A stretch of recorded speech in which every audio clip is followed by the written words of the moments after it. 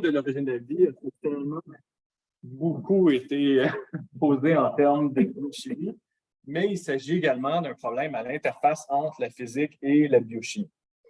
Mais donc, si la physique veut s'intéresser au problème de l'origine de la vie, on peut se poser la question, quels outils est-ce que la physique peut utiliser pour investiguer cette question-là? Et donc, ce que je tente de mentionner ici, c'est que la théorie de l'information est une bonne candidate pour que la physique puisse faire le pont vers cette question-là de l'origine de la vie. Et donc, on sait que, je pense que j'ai besoin de convaincre personne ici que l'information est centrale au niveau des systèmes biologiques. On parle de génétique, on parle de communication cellulaire. Comme Christophe vient de mentionner il y a quelques instants, la question de l'origine de la vie comporte un certain nombre de dimensions, en fait. L'une de ces dimensions étant la question de l'universalité. Et donc, on peut vouloir poser la question de quelles sont les conditions de possibilité générale de l'apparition de toute forme de vie possible.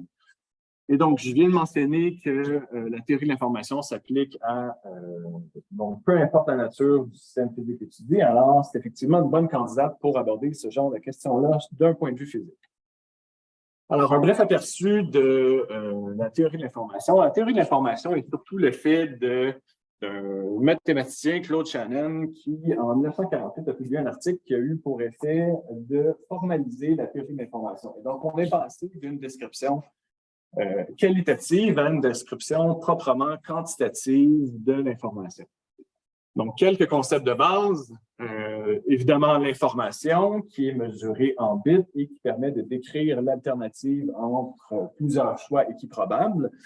Et la quantité fondamentale qu'on va mesurer à l'aide de la théorie de l'information, c'est ce qu'on appelle l'entropie de Shannon.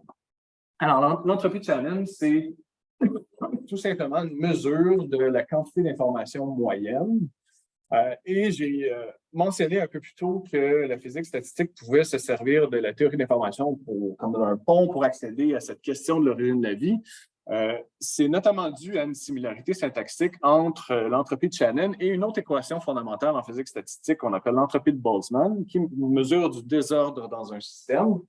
Et donc, cette similarité syntaxique entre les deux équations fondamentales des deux disciplines permettent de les rapprocher et d'utiliser la théorie de l'information pour investiguer l'origine de la vie d'un point de vue physique.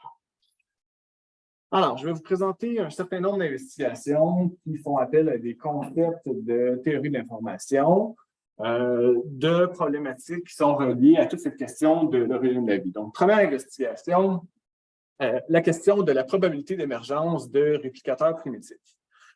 Alors, si on remonte un peu dans le temps, on a les expériences de Miller et Urey qui ont été fondatrices dans les recherches sur l'origine de la vie. Alors, avec des décharges électriques, on tente de reproduire la vie en laboratoire, dans des environnements qui, l'on pensait à l'époque, auraient été similaires à ceux qui auraient favorisé la vie. Et donc, les expériences en biochimie ont évidemment beaucoup évolué aujourd'hui, mais toujours est-il que d'investiguer la probabilité d'émergence de réplicateurs, c'est une variable qui est tout à fait pertinente dans le cadre de ce genre d'expérience. Et donc, toute la question des probabilités a été formalisée quelques années plus tard par un astrophysicien, Frank Drake, qui a énoncé une équation qui est davantage symbolique, mais qui porte maintenant son nom, l'équation de Drake, et qui est en fait la probabilité de trouver de la vie dans une galaxie telle que la nôtre. Et donc, cette équation-là, je l'ai dit, elle est plutôt symbolique. Il y a certains termes qui sont plutôt bien connus, par exemple le taux de formation des étoiles, des planètes, mais il y a d'autres termes qui sont très mal contraints. À ce titre, la probabilité d'émergence de la vie, étant donné les conditions adéquates remplies. Et donc, le problème de l'origine de la vie, c'est, si on veut, un problème de la poule ou l'œuf. Hein? Donc, on connaît, disons, les mécanismes de réplication modernes qui ont une certaine complexité. Et donc, on peut se poser la question de comment est-ce qu'un réplicateur primitif a pu évoluer pour qu'un tel mécanisme de réplication puisse apparaître.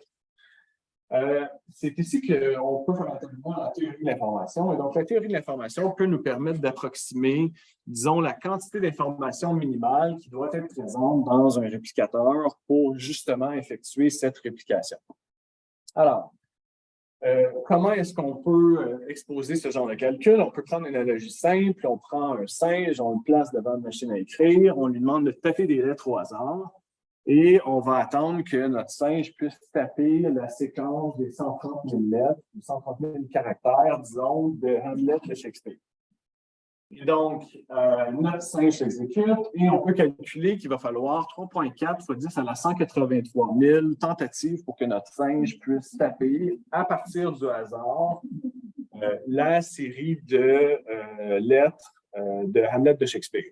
Et donc, au rythme de une tentative par seconde, on va avoir besoin de 183 929 fois l'âge de l'univers pour taper l'œuvre au complet. Et donc, si on fait un calcul analogue dans le domaine de la biochimie, on pose que la probabilité d'émergence d'une séquence dépend, dans un alphabet D dépend de l'information qui est contenue. On a une définition pour l'information qui dépend de la séquence et de l'entropie contenue dans cette séquence. L'entropie va dépendre d'un environnement E. Et on obtient, disons, pour la protéase du VIH, une probabilité d'émergence qui tourne autour de 10 à la moins 99, qui est une probabilité qui est extrêmement faible. Et donc, est-ce que ça veut dire que les molécules organiques, les molécules biologiques ne peuvent pas émerger de manière spontanée? Pas exactement. On peut vouloir refaire notre calcul, cette fois-ci en demandant à notre singe de taper selon une probabilité de distribution biaisée en fonction de la fréquence d'occurrence des lettres dans la langue anglaise. Parce qu'on sait que, évidemment, les lettres n'apparaissent pas avec toute la même fréquence dans le langage. Et à ce moment-ci, on se trouve à passer d'une probabilité, d'un nombre de tentatives requis de 10 à la 183 000 à 10 à la 163 000. Alors, toujours est-il qu'il s'agit d'un nombre assez astronomique de tentatives nécessaires pour taper Hamlet, mais il faut quand même remarquer ici qu'on a une amélioration de 20 000 ordres de grandeur, ce qui est quand même non négligeable. Si on reprend notre calcul du point de vue biochimique, on obtient, et ce qui est en fait, ce qui est plausible, parce qu'on peut vouloir calculer la probabilité d'émergence des molécules organiques en fonction de la distribution des monomères dans les molécules biologiques fonctionnelles.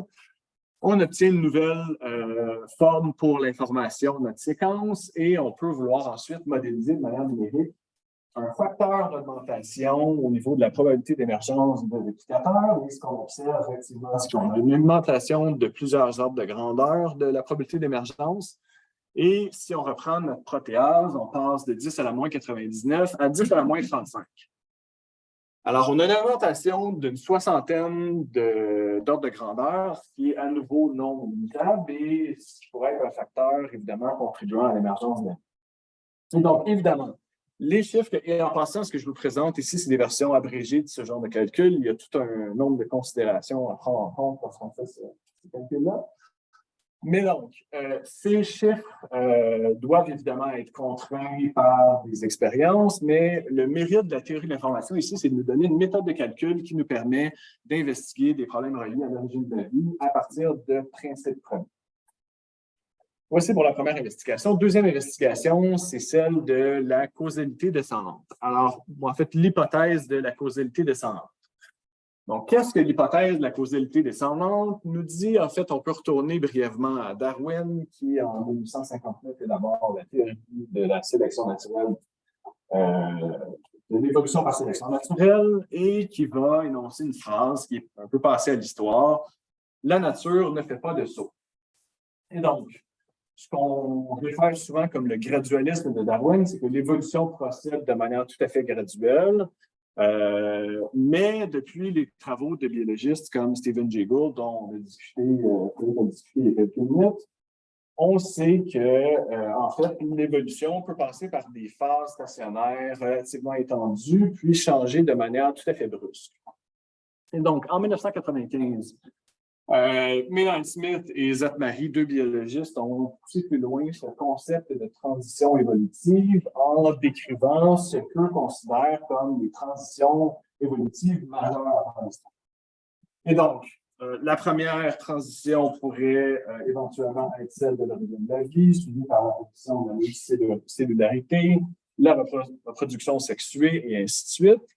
Et ce dont discutent Maynard Smith et Zatmary dans leur bouquin, c'est que les transitions, ce genre de transition évolutive pourrait être caractérisée par des changements dans la dynamique de l'information, dans la manière dont l'information est stockée, traitée et propagée lors de ces transitions. Mais donc, la question à s'en allant, c'est de se demander quels sont exactement ces changements, comment est-ce que la dynamique d'information va changer lorsqu'on a des transitions évolutives majeures. C'est à cette question que tente de répondre l'hypothèse de la causalité descendante. Alors, ce que nous dit l'hypothèse de la causalité descendante, c'est que dans le réductionnisme classique, l'efficacité causale part des éléments individuels d'un système pour se propager vers le système dans son ensemble. Alors, donc, la brique supporte votre maison, et même si on veut aller encore plus loin, la force électrostatique des atomes individuels supporte la brique qui supporte la maison. Mais donc, ce que nous dit la causalité descendante, c'est qu'il y a un certain nombre de systèmes pour lesquels on aurait un renversement dans la directionnalité de la causalité. On peut donner comme exemple, disons, le corps humain, votre système immunitaire, qui obtiendrait une certaine efficacité causale sur les organes individuels et les cellules de votre corps pour coordonner tout ce qui est la réponse immunitaire. Et donc, on peut, en fait, ce genre d'hypothèse est relativement difficile à tester dans un contexte évolutif, mais ce qu'on peut vouloir prendre, c'est des simulations numériques. Par exemple, un type de modèle qui est une carte itérative logistique, qui est un modèle utilisé en biologie des populations. On va adjoindre une constante de couplage à ce modèle-là.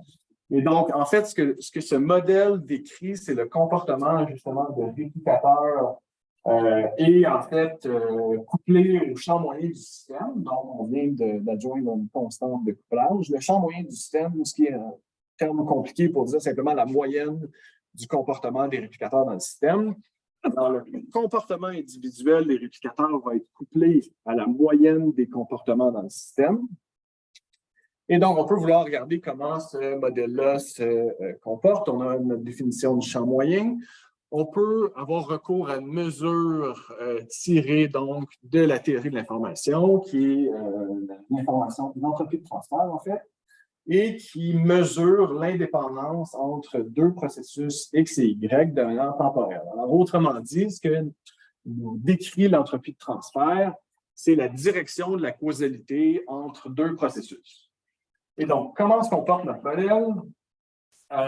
Donc, à gauche, vous avez une représentation de l'évolution du champ moyen de manière temporelle dans le système, ce qu'on appelle une carte de retour. Et à droite, vous avez, et en fait, les différentes couleurs représentent différents régimes dans lesquels le système se trouve, suivant la valeur qu'on donne à notre constante de couplage. À droite, dans la figure de droite, vous avez la variation qui est tout à fait non triviale de l'entropie de transfert dans le système, que ce soit donc des réplicateurs, donc la courbe en pointillé des réplicateurs vers le champ moyen, et la courbe pleine du champ moyen du système vers les réplicateurs individuels. Donc, cette information varie de manière non triviale en fonction de la constante de couplage. Et donc, comment on peut lire ou interpréter ces figures?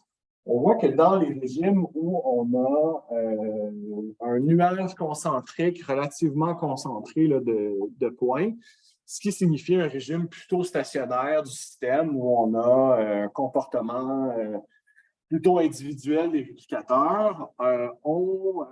Donc, ce régime-là correspond à une situation où on a relativement peu de transfert d'informations, un peu de transfert d'informations de réplicateurs vers le champ moyen, mais donc peu de transfert d'informations.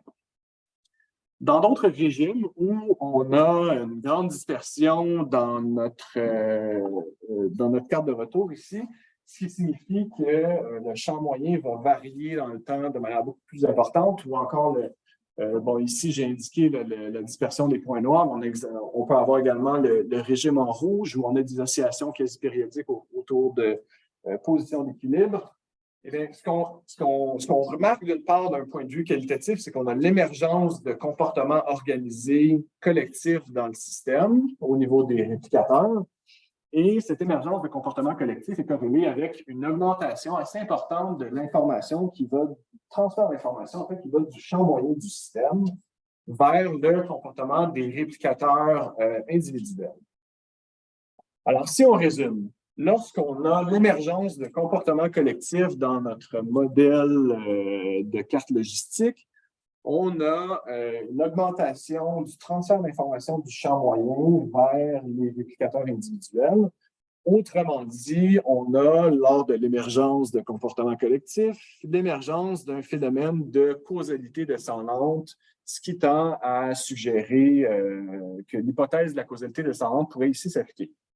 Et donc, dans un contexte évolutif, que les changements dans la dynamique de l'information pourraient correspondre effectivement à l'émergence d'une causalité descendante qui acquiert une efficacité causale donc, sur les éléments individuels du système. Alors, voici pour la deuxième investigation.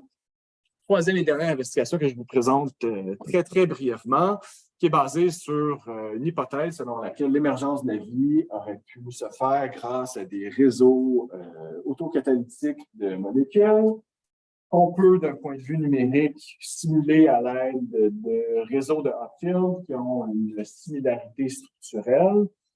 On prend nos réseaux de Hopfield, on les met dans une simulation numérique évolutive et on peut observer leur comportement grâce à des mesures tirées de la théorie de l'information.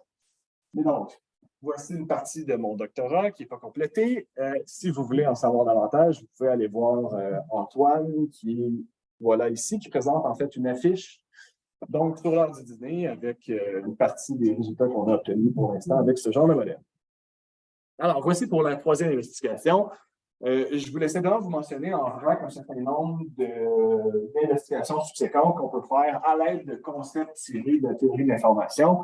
Alors, ce qu'on peut faire, on peut quantifier la complexité d'assemblage chimique, et notamment en dérivé l'échelle de complexité qui va de l'abiotique vers le biologique. On peut investiguer le rôle des transitions de phase dans l'origine de la vie. On peut analyser l'accumulation et la maintenance de l'information dans les populations biologiques. On peut inférer les propriétés même. On a parlé d'exoplanètes ce matin. Donc, on peut inférer les propriétés d'exoplanètes à partir d'observations astrophysiques analysées du point de vue de la théorie de l'information. On peut également repenser la zone habitable d'un système planétaire en fonction de sa capacité éventuelle à supporter des entités qui auraient des capacités computationnelles, voilà, etc. Mais juste pour vous mentionner que toute la science que je viens de vous mentionner, peut-être à l'exception de Darwin et compagnie, mais toute la science que je viens de vous mentionner dans les dernières 15 minutes, donc c'est toute la recherche qui a été faite dans les 20 dernières années. Donc, d'appliquer la théorie de l'information à ce genre de domaine comme l'étude de l'origine de la vie, ce sont des objets de recherche qui sont tout à fait récents. Et donc, la théorie de l'information a le potentiel d'apporter beaucoup aux recherches sur l'origine de la vie et à d'autres domaines, par exemple, les appliquer de plus en plus en génomique ou en apprentissage machine. Alors, on résume. La théorie de l'information est universelle, elle est propice à investiguer l'origine de la vie, elle décrit de manière quantifiable l'information, la quantité fondamentale, c'est l'entropie, elle peut être reliée à la physique statistique, elle permet d'analyser l'information qui est centrale en biologie, d'évaluer les probabilités d'émergence de réplicateurs primitifs, d'investiguer la dynamique de la causalité dans les transitions évolutives et d'analyser l'émergence de la coopération entre des réseaux autocatalytiques. Alors, voici, merci, et je vais prendre des questions. On va prendre des questions.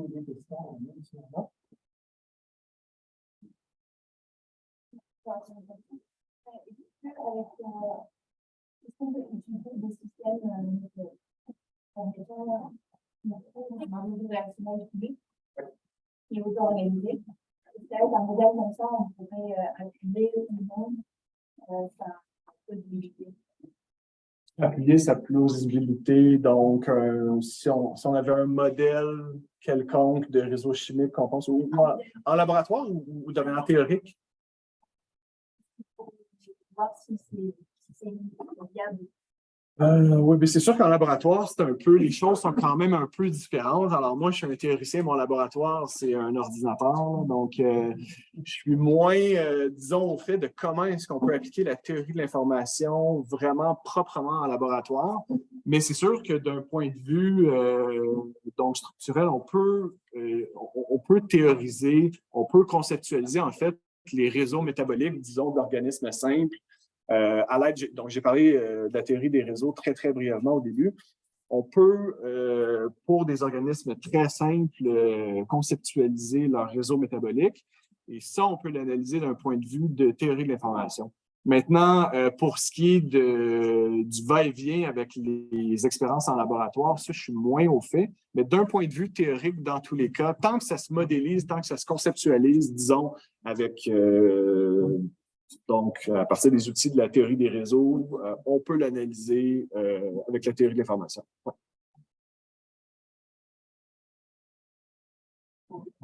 Moi, j'ai une question une question que je peux sur la théorie de l'information. La théorie de l'information, c'est agnostique sur la nature de l'information. C'est ce que tu as dit, c'est très général. En biologie, la nature de l'information, ça compte énormément. Est-ce qu'on peut. Donc, c'est toujours une tension que j'ai jamais vraiment réussi à comprendre. Et pourtant, la théorie de l'information, ça marche en biologie. Donc, pourquoi la théorie de l'information, ça marche, alors que l'information en biologie, elle est vraiment particulière. C'est pas des choses, c'est vraiment il y a des choses bien définies au niveau de l'information biologique. Est-ce que tu as réfléchi à ça? C'est une excellente question. Et ça a été en fait souligné justement par les chercheurs dont j'ai présenté les recherches, notamment Sarah Walker, qui souligne à grands traits que l'information dans les systèmes biologiques elle a un statut particulier parce qu'elle est contextuelle. Et donc, une cellule placée dans un contexte X ne va pas agir de la même manière, même si donc toutes les autres variables sont identiques. Mais justement, je pense que c'est peut-être une des forces de la théorie de l'information, c'est qu'on peut justement réussir à analyser de manière très poussée la dynamique de l'information dans ce genre de système-là. Justement, le fait que l'information soit contextuelle. Bon, je suis encore loin d'être un expert en théorie de l'information, mais j'ai présenté quelques mesures dérivées de la théorie de l'information, l'entropie de transfert, etc. Il y en a toute une foule qu'on peut nommer également. Et assurément qu'on peut prendre en compte le contexte biologique dans lequel une cellule ou une molécule organique peut se trouver. Oui, absolument. Mais c'est un très bon point que l'information dans les systèmes biologiques, elle acquiert une sorte de complexité ou elle a un traitement particulier, effectivement, tout dépendant de l'état de l'organisme, tout dépendant de, etc. Oui, c'est beaucoup plus complexe. Merci. Merci, Alexandre.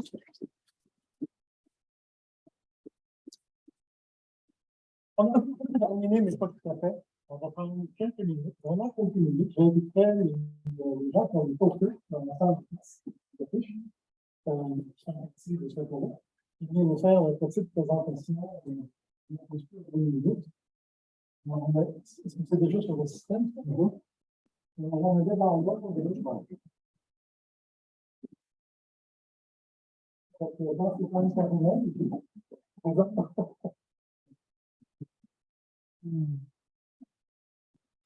Qui va être suivi de savants. Alors, lui, je vais vous donner une petite idée sur la pièce de côté. Sacha, il va falloir que tu charges la tienne. Par contre, je ne l'ai pas ajouté. Ouais. Voilà. Bonjour à toutes et tous. Merci de m'accueillir dans ce séminaire. Donc, très rapidement, voilà, 1 minute. Donc, je viens de l'Université de Grenoble, qui a déjà été citée. Je m'intéresse, moi, depuis maintenant plusieurs années. Je suis en sciences de l'information et de la communication, donc en sciences humaines et sociales. Je m'intéresse à la manière dont on va dire la population globalement se représente en fait toutes ces questions autour de l'origine de la vie, autour des exoplanètes, autour de la vie extraterrestre, donc les non spécialistes. Et comme objet d'étude, je me focalise sur le journal télévisé, qui est un objet que connais assez bien pour avoir également travaillé dans ces structures. Et donc là, le poster que je vous présente est une espèce de résumé de comment se jouent ces représentations, ces imaginaires sociaux autour de ces questions des origines de la vie et de la vie ailleurs. Et je l'ai découpé en 6 grandes thématiques avec l'évolution de la thématique. Alors, vous voyez que dans le titre, je suis parti de 1950. Bon, en réalité, ça commence véritablement en 75 avec les sondes Viking. Et surtout, le point de rupture est en 95 avec les exoplanètes, les missions martiennes et les missions cométaires. Ensuite, je m'intéresse à ce qui va déclencher pour les journalistes, en fait, l'intérêt pour ces questionnements, puisqu'il faut que ça fasse actualité, évidemment, pour pouvoir en parler. Comment se fait ce cadrage médiatique, c'est-à-dire comment on nous présente dans ce type de programme ces questions-là. Vous dire aussi que les discours journalistiques sont très, très optimistes. Hein. On va découvrir de la vie d'ici quelques années, hein, donc on compte sur vous. Et c'est vrai, hein, c'est vraiment quelque chose qui est très, très optimiste et ça va se faire là, dans les minutes qui arrivent. Ce que l'on espère trouver aussi, hein, quelles sont justement ces représentations visuelles, ces images que l'on a en mémoire et en tête pour se représenter tout ça, et donc ces représentations sociales. Vous verrez sur le poster qu'en fait, tout ce qui est vie intelligente, un petit peu vécu dans les années 70, mais depuis, les journalistes ont globalement arrêté ça. Et puis, on va retourner sur les formes que l'on a vues déjà dans certaines présentations, à savoir des forêts primitives, les atolls, ça c'est super, le corail, etc. Et puis aussi quelques éléments sur les absents du discours, c'est-à-dire en fait tout le travail scientifique qui est produit pour ça, avec 2 grands... alors quand on en parle, c'est très rapide, hein, c'est soit pour dire, c'est très très simple, hein, une exoplanète, il suffit de lever la tête et c'est un point dans le ciel et on dit que c'est une exoplanète. C'est vrai, j'ai des citations de journalistes qui disent ça. Ou alors, c'est l'inverse, on a des écrans avec des graphiques dans tous les sens et on nous dit, en gros, vous êtes des profanes, c'est beaucoup trop compliqué, donc on ne rentre pas dans ces détails-là. Voilà un petit peu, donc on va dire une trentaine d'années de discours journalistiques français autour de ces questionnements sur l'origine de la vie. Et je serais évidemment très heureux de pouvoir développer ça dans quelques instants.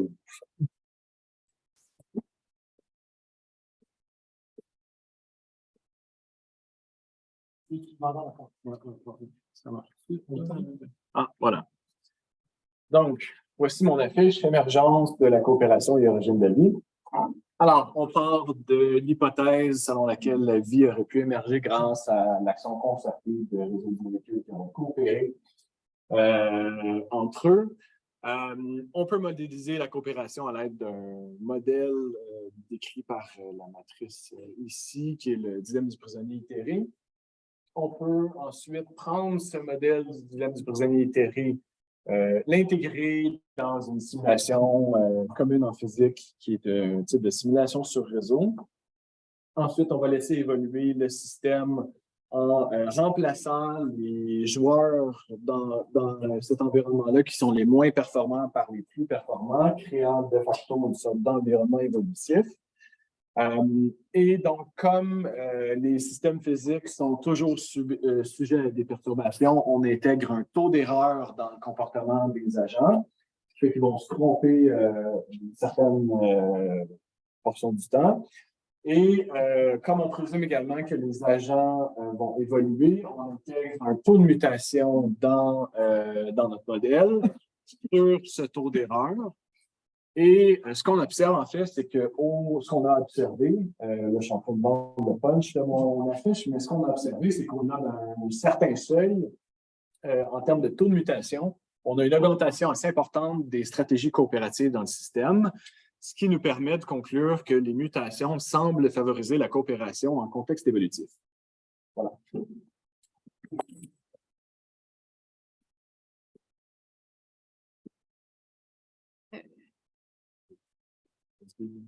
Oui, ça marche. Ouais, enlève tout le c'est bon.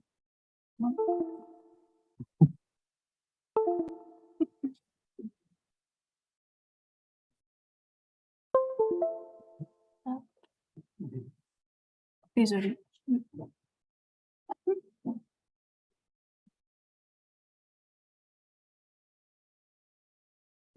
Oui.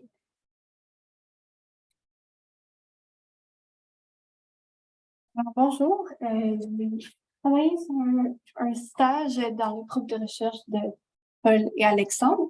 Et mon projet est une extrapolation du projet qui vient d'être présenté. Donc, on part du modèle itéré du dilemme du prisonnier, mais on sait que, bon, dans ce modèle-là, il y avait des structures spatiales qui étaient formées à cause du taux d'erreur qui a été rapidement mentionné. Et on s'est alors demandé si on rajoute de la diffusion dans un système, ce qui est très probable puisque des gradients de température peuvent causer des mouvements d'agents dans un système, est-ce que les structures vont continuer d'être observées? Alors,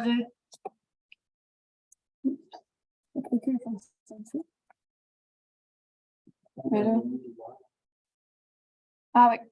Donc, effectivement,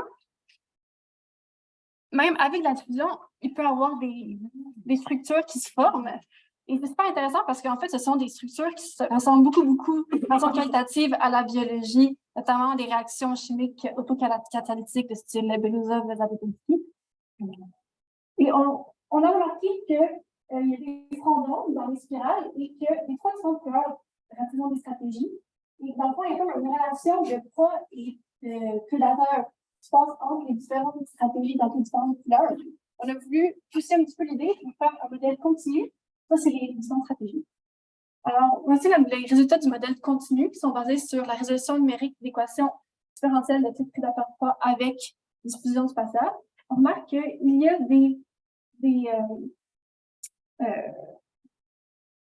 des genres de spirales, mais en fait, c'est ici qu'il y a des choses intéressantes qui se passent parce qu'ici, il y a un régime stationnaire, donc ici, il y a un régime continu parce qu'on a des spirales qui se développent et qui vont s'amortir pour justement créer quelque chose de continu, mais avant, je vous montrerai en temps et lieu, mais il y a des belles choses qui se passent. Voilà, merci.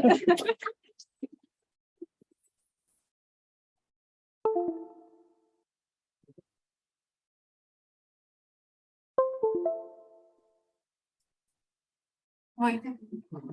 Bien sûr. Voilà. Merci.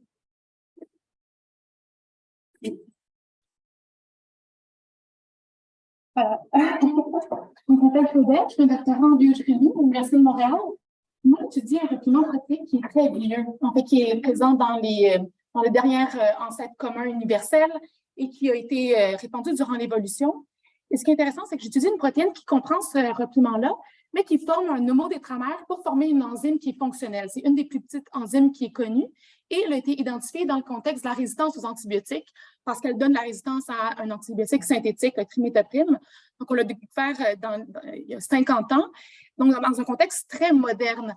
Par contre, quand on étudie cette enzyme-là d'un côté enzymologique et biophysique, on se rend compte qu'elle a vraiment des caractéristiques très particulières.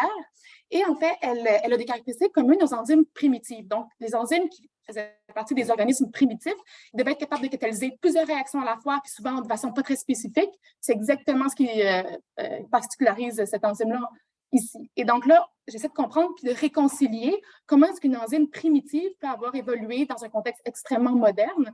Et donc, pour répondre à cette question-là, j'utilise des approches bioinformatiques et expérimentales pour être capable de reconstruire l'évolution de cette enzyme-là. Donc, à tantôt.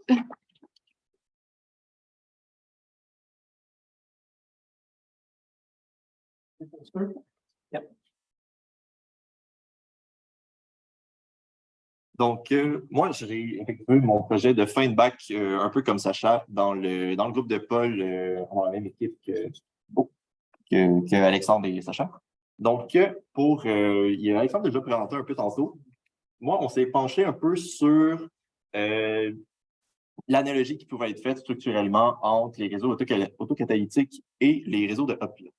Donc, la base, on se basait un peu sur les projets qui ont déjà été faits qui ont été présentés par Alexandre et Sacha, mais on a remplacé toutes les stratégies qui étaient prédéfinies par des réseaux de neurones qui vont garder en mémoire leurs dernières actions et les dernières actions de leur adversaire dans le contexte de dilemme du prisonnier itéré.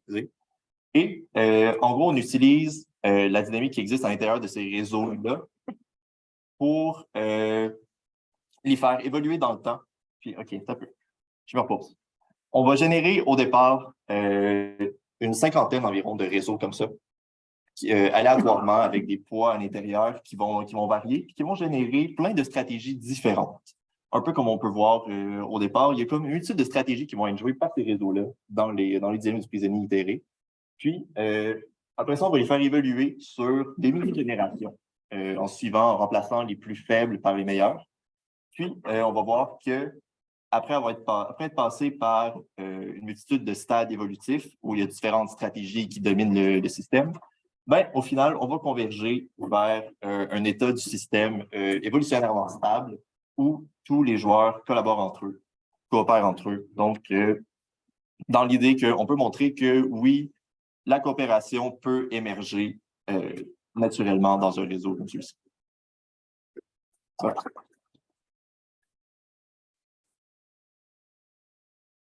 Alors, les détails dans la salle de l'enfance, tel qu'indiqué, on va repousser l'heure de début de la session d'après-midi de 15 minutes, histoire de nous prendre un peu plus de temps pour vérifier, pour prendre les postures. Les postures sont dans le temps de midi. Les postures sont pour le midi aussi, c'est devant la tête sur l'heure du midi. Alors, on se rejoint ici, donc, à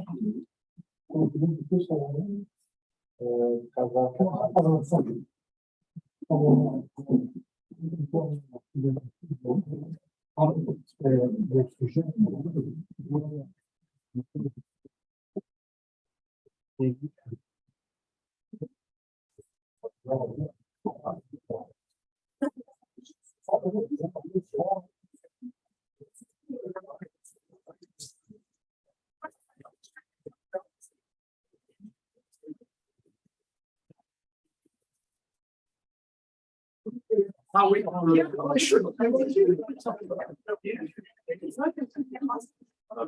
dû justement spontanément non, mais mentionner au conférencier en fait de copier comme ça une carte de présentation pour cet après-midi.